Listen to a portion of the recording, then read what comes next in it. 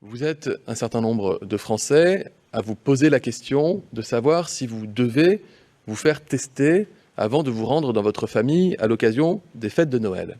Quand je dis nombreux, c'est que vous êtes potentiellement très nombreux. Ça peut paraître sur le papier une bonne idée.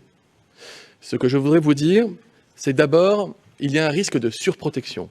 Surtout quand on n'est pas symptomatique, il y a un risque que le test soit négatif alors qu'on ne soit pas encore suffisamment contagieux pour pouvoir transmettre le virus autour de soi.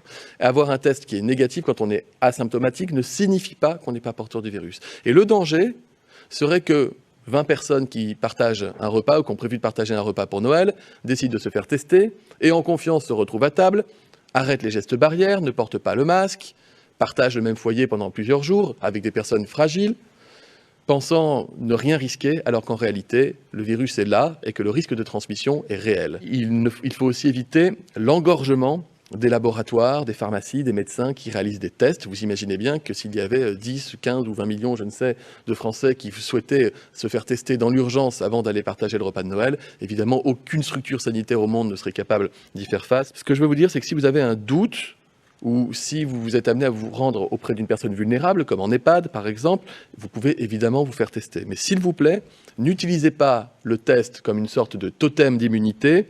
C'est risqué pour vous, c'est risqué pour vos proches et pour tous ceux qui auront réellement besoin de se faire tester parce qu'ils sont malades, symptomatiques ou cas contact avant la période de Noël.